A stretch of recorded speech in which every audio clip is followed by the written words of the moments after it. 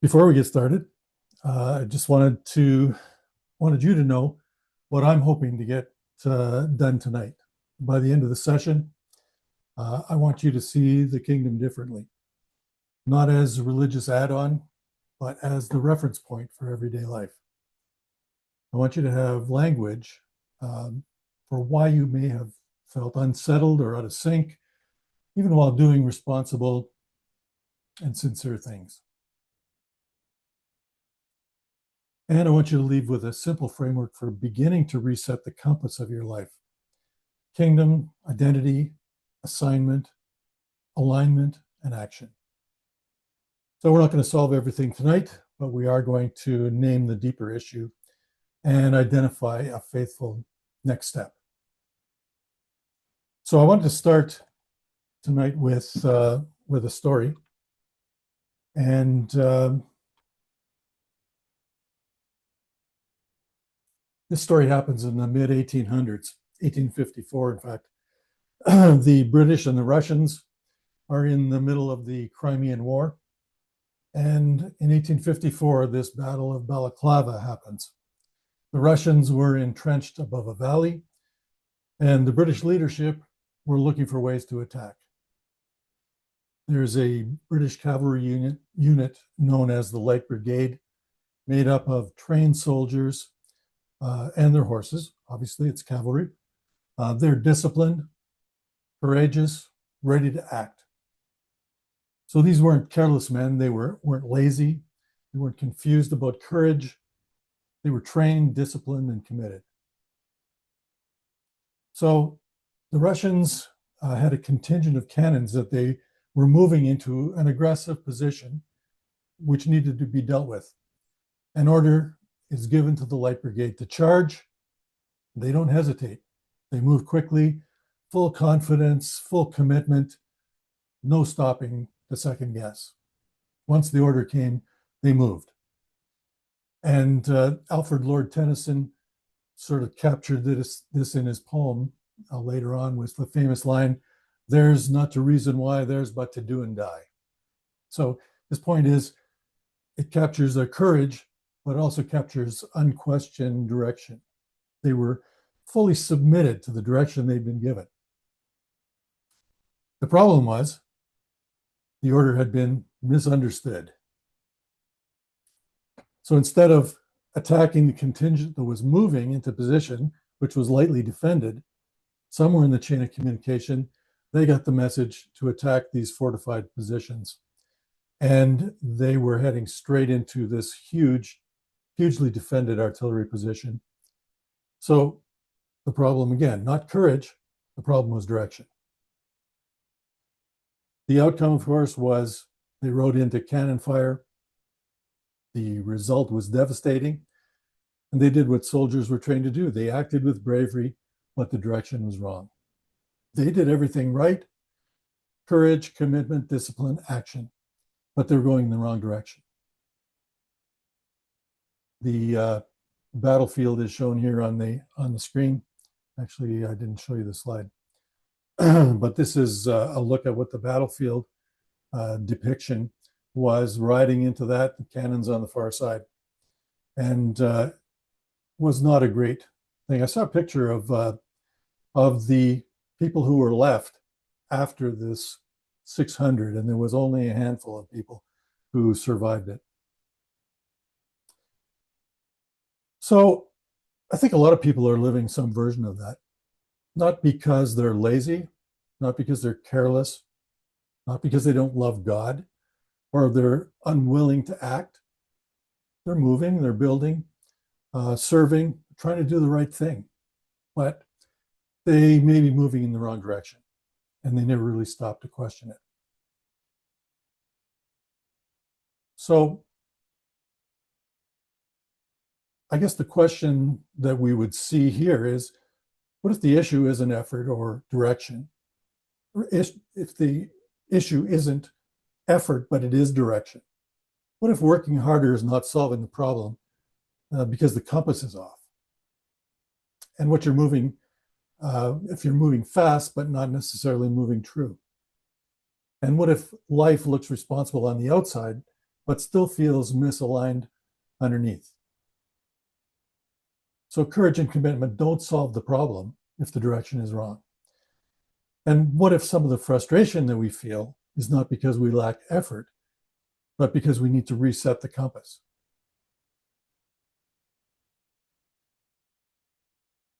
So after thinking about this Light Brigade story, I think that's where a lot of people are living today. They're not charging into artillery, obviously, but they're moving quickly, sincerely, responsibly, and still they're carrying this quiet sense of that something isn't fully lined up. And again, it's not because they're careless, or not because they don't love God, or because they're not trying. In many cases, they're trying very hard. People are trying to make wise decisions, provide for their family, build something meaningful, serve God, contribute, lead well, be responsible. They're trying to make progress, and they're trying to keep going and not drop the ball. Most people, the problem is not that they're not working hard enough, but they're carrying too much. They're managing responsibilities, trying to be faithful. They're trying to do what they were taught, and they're trying to move forward. And here's what makes it confusing. A lot of that stuff works. You can build a career or a business, you can raise a family, you can serve in your church, you can be respected, and you can have people really depending on you, and you can look responsible from the outside. Things can look extremely good externally and still feel out of sync internally. And this is where people should recognize themselves. In perhaps you felt like you were moving, but not necessarily arriving. That maybe you've been looking okay on the outside, but you feel unsettled on the inside. Have you ever wondered, is this really what I'm supposed to be building? Have you ever worked harder and still not gotten clearer? And have you ever felt like your faith was real, but somehow disconnected from your actual life? Sometimes the issue isn't that life is falling apart. It's sometimes the issue is that life is not fully aligned. And honestly, part of why I'm talking about this tonight is because I've lived some of this myself. I grew up in Sault Ste. Marie and had kind of an average life there, went to high school there, left and went south to Southern Ontario for university. I became a teacher and ended up teaching music in high school, had award-winning bands. Things were really going quite well. But I was also, at the same time, trying to help people, trying to focus on the church, be a person who was having an impact in the church. I moved on from there and developed some businesses and had some business experience. I was in the financial planning field and had a very responsible and productive life there. Busy, capable. Externally, things looked good. But something underneath wasn't fully connecting. It wasn't a collapse, not a crisis, not rebellion or laziness, more like a quiet awareness. It wasn't that everything was falling apart. It was more subtle than that. It was this growing sense that I was spending a lot of energy building things, but I wasn't sure what was driving me underneath, and really what wasn't feeling like I was having the success that I should have. You can spend years succeeding at things that still don't fully align with who you are and who you're created to be. And that's uncomfortable to admit, especially when you're a responsible person, especially when people around you think things are going well. And most people, they ask you how you're doing and you say, fine. But are they always going fine? For me, one of the big shifts started happening when I began to see how consistently Jesus talked about the kingdom. Not just the kingdom in terms of heaven someday, which is, I think, how I have perceived a lot of it, or not just another term for church activity. It wasn't about being just a good person or having the right religious belief, not even just privately spiritual or having an active spiritual life privately. It was more than that. It had to be a different way of seeing life. It has to be a different way of understanding identity, of how we work, of what our calling is and what our responsibility is. A different way, really, of understanding success, and coming out of that, a way of understanding influence. And once I started seeing the kingdom that way, I couldn't unsee it. So, I think I might be missing a slide here, but let's go on to the next one here. No, we're not. Sometimes I think there are a lot of people who feel the same way. Not that life is falling apart, not that you don't love God, not that you aren't trying, but there's just something inside you that's been saying there has to be more alignment than this.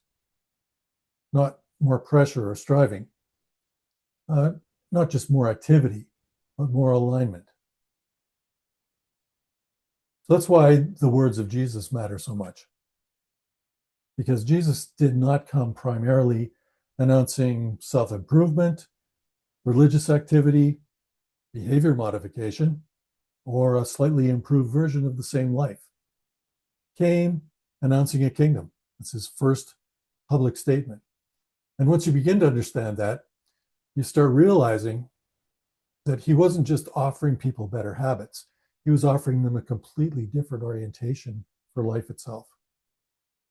So, as I said, he talks about this in Matthew 6:33, which says, "Seek first the kingdom of God and his righteousness, and all these things shall be added unto you."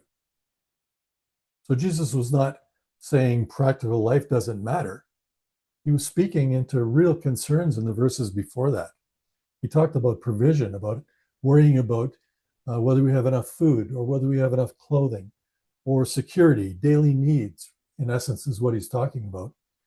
And in today's society, that turns into pressure and survival. And I'm sure that was really part of his case when he was talking as well. So the issue was not whether these things matter. He talked about them as important. He just was saying the issue was the order. So Jesus does not dismiss practical life, he reorders it.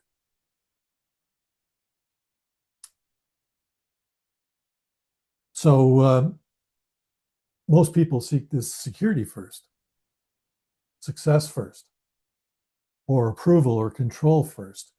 They look for an assignment first, or action first. We're going to talk about this as we go forward here. Maybe business growth or church involvement first. But Jesus says, seek the kingdom first. And that's where this whole teaching, where this whole the crux of my two books so far has been. So for some people, self becomes north on the compass. For others, it may not look like self at all. It may look like more like spiritual or respectable. Church becomes north. Business becomes north. Another person becomes north, or a cause becomes north. But anything that takes the place of kingdom as the ordinary organizing center eventually creates distortion. And the issue is not whether these things are good. The issue is whether they're north. I'm going to just show you my slide here because I did put the slide on and you didn't have a look at it. So there we go. Seek first the kingdom of God and his righteousness, and all these things will be added unto you. So let's talk about this whole issue of compass and self. And we're going to just have a look at what this actually looks like. So you get to look at my great drawing skills here. I was never uh, destined to be an artist, but I can draw some lines. So here's our compass. And the issue for most people is at the top, right at the North Star, is self. And when we have self, it can be what we call a false north. So, as well as self, it could be, like we said, could be church, could be business, it could be family, could be another person. All those things are things that really can be the main focus of your life. And when that happens, it's false. It's false north, because when you've got yourself at the top, it's not going to work. Why won't it work? Well, because out of all of these things, on your right hand becomes your assignment. So if your self is at the top, then everything you're going to do over here is based on self. So you're bringing your assignment. This is what I have to do. This is what I have to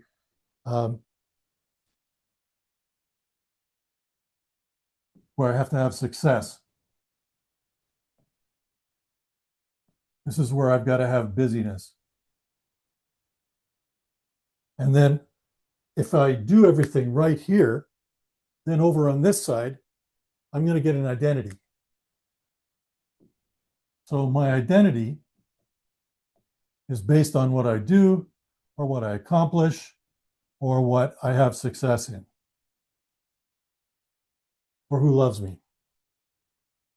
So those are the sorts of things that work together. And then rather than having alignment, you've got pressure, because everything is dependent on you at the top. You've got to get the assignment right. And then if you do, you're going to have identity, but it's all pressurized. And then out of that comes action. So your actions are all dependent on this compass that really is built upside down.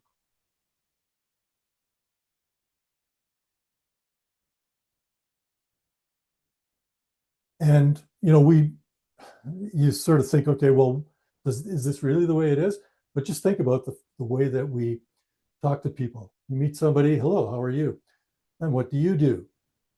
Not who you are, but what do you do? Everything that we do is based on, or you introduce yourself. Hi, I'm Joe. I'm a teacher. I'm a financial planner. And so everything that we do is based on this upside down model.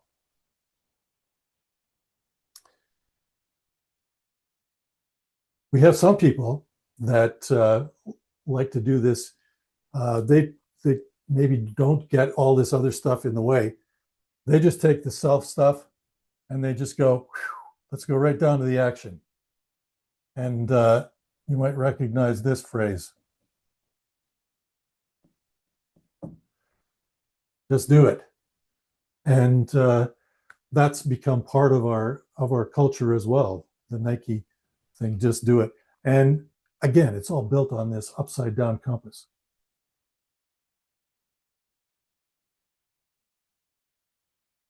And so when you're living over here under this assignment of doing success, busyness, it can give us this whole idea of, well, if I can just get through this season, or if I can just make more money, or if I can just get more clarity on this, or if I can find my purpose, all these things, if I could just, then I'd be okay over here and have this identity. But what's over here is the things that Jesus was talking about in before Matthew 6:33. He's talking about food and clothing and security and all that stuff. All of this stuff over here And that's the stuff that we put first when he says, no, those things come second. And it's the kingdom that has to come first. Those things matter. They just can't be north. The problem with building your life around all these things is that there are never enough of them to really satisfy and fully settle your soul. So, how should it look? Well, let's just start again here.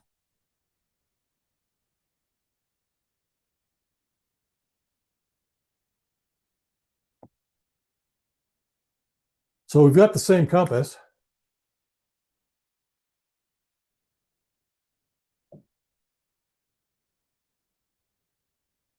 And north is up here, but this time we have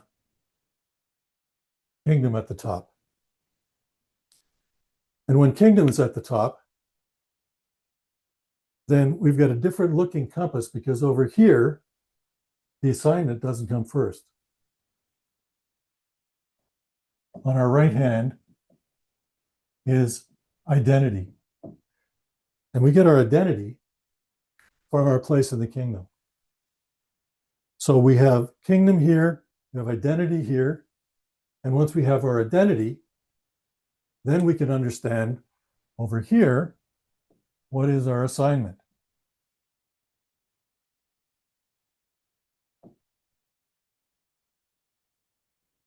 And when we have these three things in place, instead of pressure, we have alignment. And then from there, we can go out and have our action. So everything gets lined up: kingdom, identity, assignment, alignment, and action. That's the aligned process. So, what are all these things? What do we do? What do we mean when we say kingdom? Well, kingdom means God's rule, God's reign, his order, his way. And again, it's not someday, but it's right now, breaking into our life right now, breaking into the world right now. Jesus talked about this in the Lord's Prayer. He says, "Our Father who art in heaven, hallowed be thy name, thy kingdom come, his kingdom which is in heaven come to earth, and his will be done, his will in heaven be done on earth." He says, your kingdom come, your will be done on earth like it is in heaven. And so that's what this kingdom is. It's not, Jesus said, it's not something that we're going to wait for. He says the kingdom of heaven is here. So who am I inside this kingdom? Over here at the identity. Identity comes before assignment because you can't carry kingdom assignment with a confused identity. So who are we? Well, Jesus said, and through the New Testament, he gives us some idea of who we are. First of all, slaves, servants,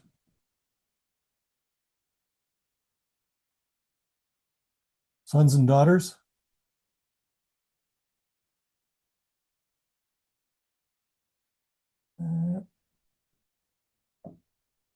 we're heirs,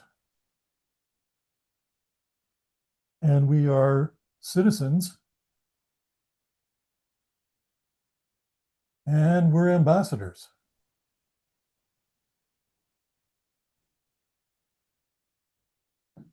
Now, we're not going to go through all these right now.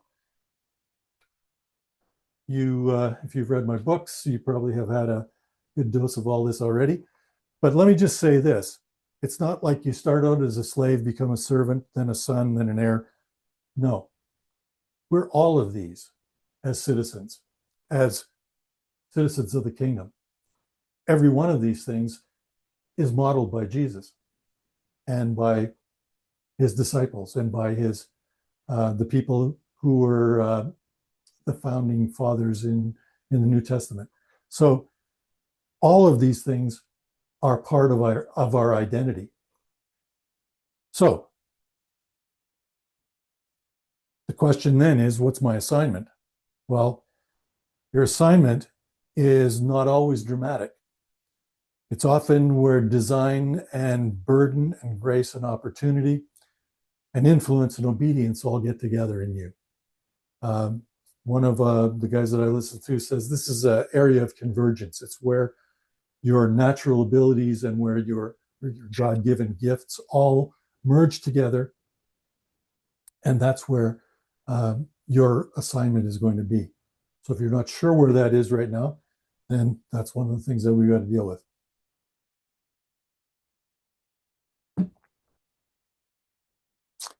And when we talk about alignment in here, alignment is where my beliefs, decisions, habits, relationships, work, and influence start agreeing with the kingdom. So we've got all this working together, the convergence, the alignment, all of it comes together, and we're working in the kingdom. And then out of that comes action. Now, most people think, okay, well, I've got to have an action plan. I got to have a plan that's going to, a 10-year plan, a 5-year plan. What am I going to do next month? What am I going to do next year? And I'm not saying that's not correct. You do want to do that. But the action that we're talking here is, what's the outgrowth of all of this? Because it matters deeply, but it comes from the compass being reset. So our actions come out of the convergence and alignment. Kingdom-centered action isn't frantic. It's not pressured. It's not just movement for movement's sake. It is faithful movement. And the goal here, though, is not less action. Okay, we had all kinds of action on the other side. We could have all kinds of action on this side as well. But the goal is that the action comes from the right source. All right. Enough whiteboard.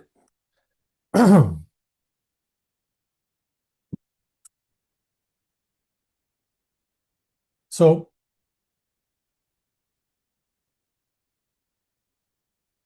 we don't need to solve all of your life tonight. We just notice what rises to the surface. In our full summer reset experience, one of the key components in each session will be some time to get quiet and hear what God is saying to you. We use a proven system by Ed Rush called God Talks. I'm a God Talks coach, and you'll be diving into hearing what God has to say for you and your situation in regard to each of our reset sections. So for today, though, we're going to just take some time and reflect. This is where you need to pull out your notepad, tablet, or phone, and get quiet to ask yourself and God the following questions. I'll give you a bit of time to think on each of these. Jot down the question if you don't have anything to write now and come back to them later. So I'm just going to give you a little bit of time to think on this. Thinking about the kingdom, where have I been treating the kingdom as an add-on rather than the center?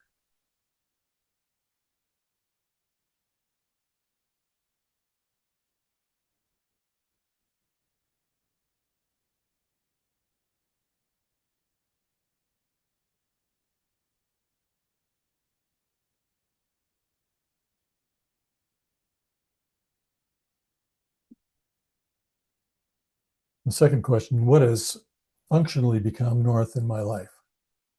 Itself, security, success, business, church activity, family pressure, another person maybe, or something else? Or can I truly say that the kingdom has that place in my life? This is kind of a trick question because it seems like there's always more that has to come under that kingdom as we grow day to day.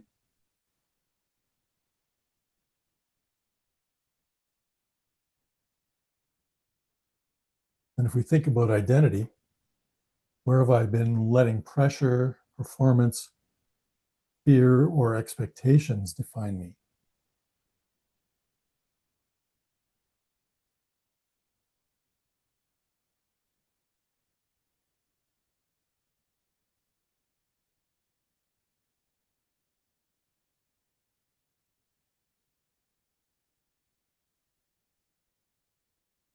And then if we go out of identity and into assignment, what burden, gift, opportunity, relationship, or sphere of influence keeps showing up in my life?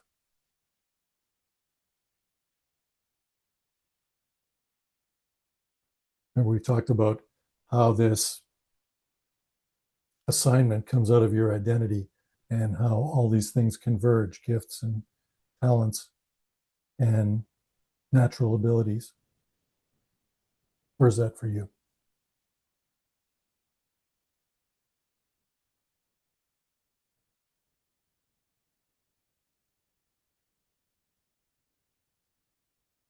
And then this is one where we always like to be: action. Where have I been jumping into action before getting clear on kingdom, identity, assignment, and alignment?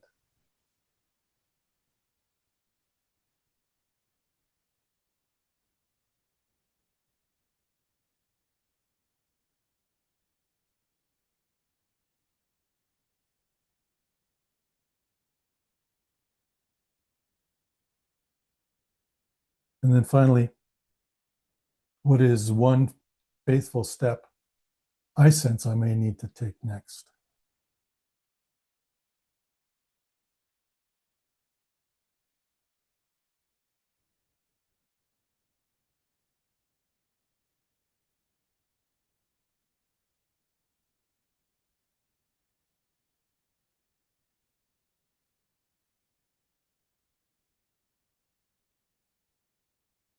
All right.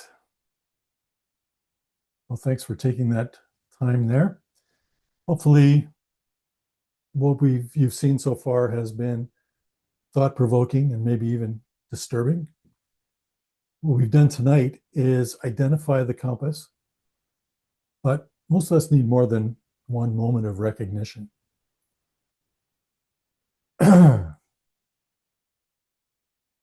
need a guided process to walk this out. So I would like to invite you to the full summer reset experience, which is going to be a 10-session guided journey where we slow this down and walk through the process together: kingdom, identity, assignment, alignment, and action. Like I just mentioned, each of the sessions is going to include a God Talks component, not just teaching, not just information, but space to actually listen, respond, and begin discerning what God may be highlighting in your own life. So we aren't just going to talk about alignment, we're going to practice listening and responding. So the 10 sessions that are going to be going from June until the end of August, we're going to walk through the kingdom reset, false norths, identity, pressure and striving, assignment, alignment, hearing God, influence, kingdom action, and what it means to keep living this out beyond the reset. So here's the kind of an outline of what the sessions are going to entail, starting out with the kingdom reset, session one. We're kind of resetting that reference point. What does it mean for kingdom to become north? Working down into identity, session three. Who am I inside this kingdom? And talking about assignment and design. Recognize the clues of calling and burden. And you're not seeing this. Sorry about that.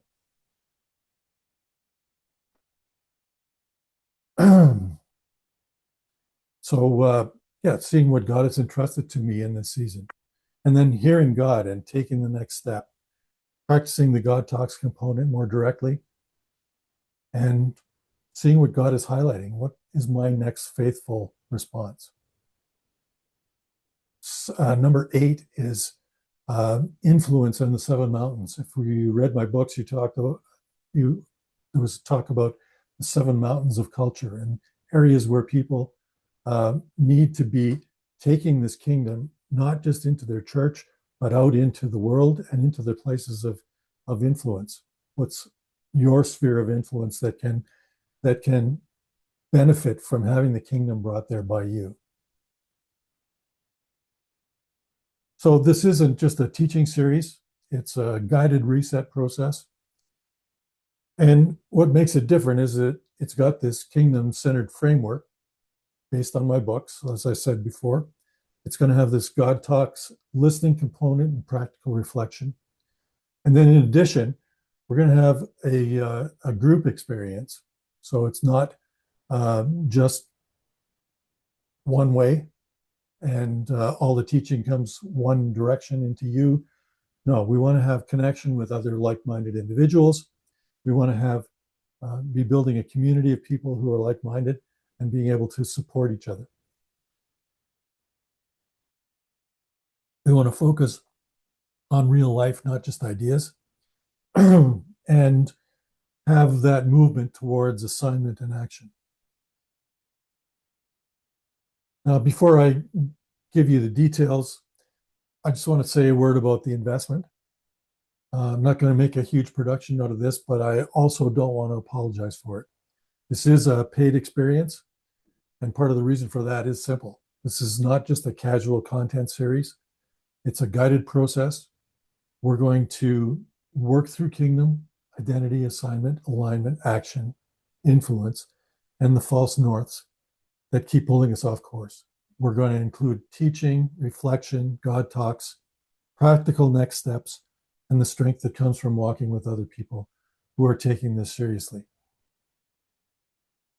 And I want to work with people who are serious about this. Not perfect people, obviously, not people who have everything figured out or already have a clear assignment, but people who are willing to lean in and pause long enough to ask better questions. People who are willing to listen, respond, and begin realigning their life around the kingdom. And honestly, one of the things I've learned is that when something costs us nothing, it's very easy to treat it casually. And I know that from personal experience here in the last couple of years. I've gone for doing some training, and it's been very expensive, and yet that's the cost of what has to happen in order to take that next step. So yes, there's a price attached to the summer reset experience, and it's not because I want to put a barrier in front of people, but because I believe the process has value, the experience has value, and the community has value. The conversations, the God Talks component, all the clarity, all of that has value. So what does it cost really to keep pushing harder and not getting clearer? That's the other side of things. And what does it cost to keep letting pressure, performance, and fear or other people's expectations quietly become your north? So that's the real issue. Investment for the full summer reset, as you'll see here, is going to be $24.97. That's Canadian, with a payment plan available for those who need it. If you register by midnight on May 29th, that's tomorrow, you can use the $500 Canadian savings coupon and bring it down to $19.97. So the code is reset 500, and we're going to get that into the chat right now, so if you wanted to check that out. So no pressure or hype, just a clear invitation. If you know this is a season where you need to reset the compass and begin walking this out with others, then I'd love to have you in the summer reset experience. Tonight was designed to help you see the compass, to recognize where something may have drifted, to name the false norths that may have been quietly shaping your decisions, and to see why effort alone may not have been creating clarity, and to begin asking What changes when kingdom becomes north?